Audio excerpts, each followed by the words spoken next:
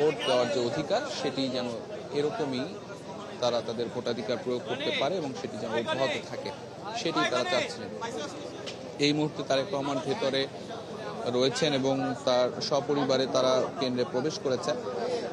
তারা তাদের ভোটাধিকার প্রয়োগ করবেন।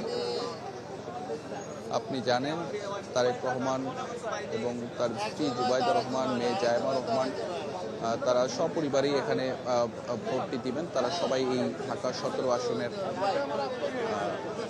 ভোটার।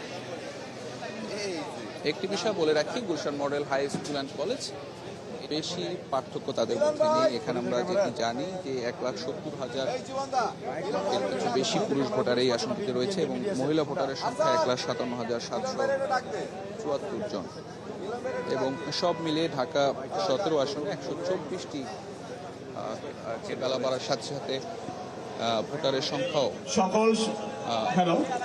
সকল সাংবাদিক ভাইদের আকর্ষণ করছি, আপনাদের এখানে বসতে হবে। যারা রাস্তায় আছেন এখানে সবাই রাস্তা ছেড়ে দিয়ে অপেক্ষা করছে। মধু ব্যারিকেডের কাছে যান, রাস্তা ছেড়ে দেন সাংবাদিক ভাইরা।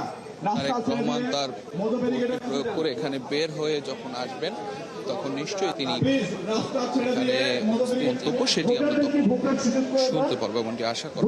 সবাই অপেক্ষা করছেন। আমরা যতদূর জানি এই কেন্দ্রের 201 নম্বর কক্ষে পুরুষদের জন্য যে নির্ধারিত কক্ষগুলো আছে সেখানে 201 নম্বর কক্ষে তারেক রহমান তার ভোটটি দেওয়ার কথা রয়েছে।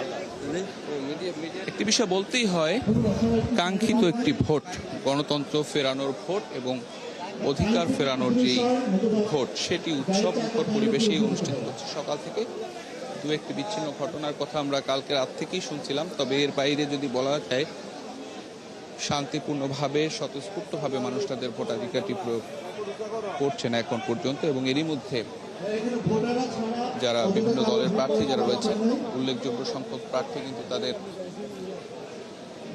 ভোটাধিকার প্রয়োগ করেছেন এবং বিএনপির শীর্ষ নেতা তারেক রহমান তিনি যে নির্ধারিত সময় সকাল 9:30 সেই 9:30টার মধ্যে কেন্দ্রের সামনে আসলেন এবং এখানে আমরা অপেক্ষা করছি।